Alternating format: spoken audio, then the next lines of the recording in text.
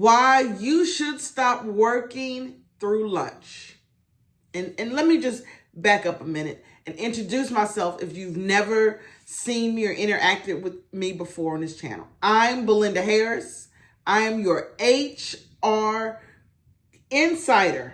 Yes, I am. I am your go-to HR insider and self-care at work advocate. Today, we're going to talk about something that many of us are so guilty of, and that's working through lunch. Right? Working through lunch. Why do we do it? What is it costing us? And how can we break the habit? That's what we're talking about this morning. And the question I start with is, why do we work through lunch? Is it guilt? Pressure to perform? Maybe it's fear of falling behind. Maybe it's a toxic workplace culture where everyone skips lunch, and that's what's expected. You have a lunch break, but you skip lunch, right? Is it a toxic workplace culture? Or is it a badge of honor? Do we work through lunch because we feel like that's a badge of honor? I've worked through lunch. Skipping lunch doesn't make you more productive. It doesn't. It makes you more exhausted. Research shows that breaks, especially midday breaks, improve focus, creativity, and decision making. So you may be thinking, if I skip through lunch or work through lunch, I'm focused. I'm more focused. I'm more creative. And that's not true. Research shows that is not true. According to a Torque survey, 90% of employees who take lunch breaks report feeling refreshed and ready to give back to work. So it's the opposite. Survey says and research says that skipping lunch or missing lunch takes away your focus, takes away your creativity, takes away your decision making. But that if you take your lunch, you come back refreshed, you come back ready, you come back more focused, you come back more creative, and you come back ready to make better decisions. And let me tell you what exactly you're losing by skipping lunch. The first thing you're losing is your energy. You're losing your energy. When you skip lunch, you're losing your energy because you wouldn't expect your car to run on empty. You wouldn't expect your car to keep going no matter how many miles in a week or in a month that you drive, to keep going and never put gas in it. You would not expect that of your car. Why do you expect that of yourself? To just keep going. Don't fuel it. Don't take your breaks to fuel it. Self-care at work. Don't give yourself anything. Just keep going. Even on empty, you keep going. Why do you expect that? So when you're skipping lunch, you're losing your energy. The second thing you're losing is your mental health. And we all need that more than ever before. If we didn't need it in the past, let me tell you, we need our mental health now, at work and outside of work, more than we ever have in the past. And when you are skipping lunch, you lose your mental health because without breaks, stress builds up. Think about it. When you are working and you don't have a break, stress just keeps coming, right? It just keeps coming. You need breaks so that you can kind of gather yourself together to focus on yourself so that when stress comes, you're able to deal with it. Without breaks, stress builds and you lose the space to decompress. That's what happens without breaks. That's what happens when you're skipping your lunch on a regular. The other thing that you're losing by skipping lunch, your boundaries. And on this channel, you know, we've said boundaries once, we've said it 1,000 times, and here's 1,001. When you are skipping lunch, what you're losing when you're skipping lunch is your boundaries. When you work through your lunch, you're reinforcing the idea that you're always available. And that, my friends, is a dangerous habit, especially in jobs with high demands or poor management. And let me say that one more time. When you work through your lunch, you're reinforcing the idea that you're always available, always. And that it's dangerous. It's a dangerous habit to build, especially in jobs that are high demand or poor management. If you're in a high demand job, you shouldn't be skipping lunch. You shouldn't make that a habit. If you are working in an environment that has poor management, you definitely shouldn't be building the habit of skipping lunch. You definitely shouldn't. And see, this isn't just about lunch. And you're like, good grief, Belinda, I get it. Lunch, lunch, lunch. This isn't just about lunch. It's a bigger message that I hope that you can hear me. If you don't have time for lunch, then you don't have time to care for yourself. And that's not noble. That's not dedication. That's not, I'm a hard worker. That's harmful.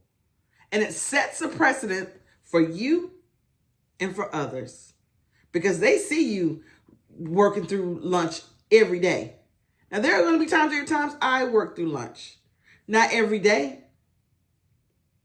And there are going to be times every day you should not be skipping lunch because you're so busy. Not every day. And as someone with 18 plus years in HR, I've seen this over and over again. The employees who skip breaks, who overextend and don't set boundaries are often the ones who burn out fastest. Now, if you're trying to win that race to burn out, stay on that path. Stay on that path of no breaks. Stay on that path of not setting any boundaries. Stay on the path of just keep going and you're always available. Stay right on that path. And I guarantee you'll get that medal of burnout. You'll get it sooner than you think. And let me tell you, it's not the reward. It's not the badge of honor. It's not the, oh yeah, I made it that you think it is. It's not. Take it from someone who has that badge. Who had that badge of burnout. It's not the glorified thing that you think it is, which is why I'm trying to encourage people. Take care of yourself at work. At home, obviously, but especially at work.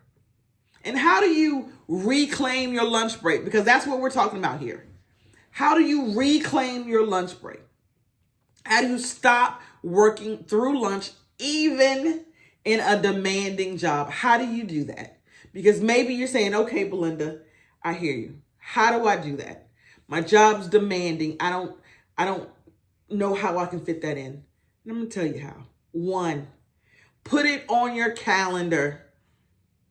That calendar that we go by, that we got to stick to, that we got to hit that meeting, that important calendar, put you on it. Put yourself on, put your name there. Because if you make it a meeting with yourself, then you'll be like, oh, I have a meeting at 12. That's your lunch. I have a meeting at 12:30. Maybe your lunch is at 12:30. Right? You put it on the calendar. You leave your workspace. Yeah. Because sometimes we do take lunch and sometimes we're eating lunch at our desk. But you leave your workspace because a physical shift helps your brain reset. You eat intentionally, right? Intentionally, not while replying emails. So don't replace your desk to, when you go eat lunch, to your phone looking at work emails. You're missing the point here. You put it on your calendar, you leave your workspace, You eat intentionally, not while you're replying to emails. As a matter of fact, try a screen-free lunch. How many people can do that? How many people can not look at a screen while they're eating a meal? So try a screen-free lunch and give your eyes and your mind a break. I'm going to say it again. Try a screen-free lunch. Give your eyes and a mind a break. And then the fifth one is that use the time for a reset. Because maybe you didn't bring anything, and maybe you're not hungry, or maybe you're fasting for lunch. That doesn't mean that you don't take a lunch break. I used to say, I don't smoke. And I used to work with people who smoked. And they went on smoke breaks a lot. And then I used to be like, hey, I'm on my smoke break. I'm going to take a break and call it a smoke break, although I don't smoke. So just because you may not eat lunch at work, right? So you may say, well, I don't eat lunch at work. I eat a big breakfast and I eat dinner, or a fast during lunch. That's fine. Use that time for a reset, a short walk, journaling, breathing, or just, here's a good one, sitting in peace. Just sit in peace. You put yourself on the calendar, because what's on that calendar must happen. What's on that calendar are important meetings, so your name needs to be there. So you put yourself on the calendar. You leave your workspace. You make a physical shift. It helps your brain reset. You eat intentionally, which means you're not replying to emails. You don't leave your desk computer to go sit on your phone answering emails. You don't do that. So you eat intentionally, or better yet, you try a screen-free lunch where you just don't eat. You give your eyes and your mind a break. And if you don't eat lunch, because maybe that's not your thing, use the time for a reset. It's the perfect time to take a short walk, or journal, or breathing, or just sitting in peace. Just sitting in peace. And I just want to recap that working through lunch is a fast track to burnout. It's a fast track. You think it's not. You think, oh, it adds up. You're on the track to burnout. Reclaiming your breaks equals reclaiming your boundaries. Reclaiming your breaks equals reclaiming your boundaries. And I want you to ask yourself this question. What would change in your life if you took back 30 minutes just for you each day? I hope that you walk away after seeing this, I want you to walk away feeling seen. I want you to feel validated. I hope you feel inspired to block off your lunch and protect your peace like your life depends on it, because it does. And I'll see you at the next video.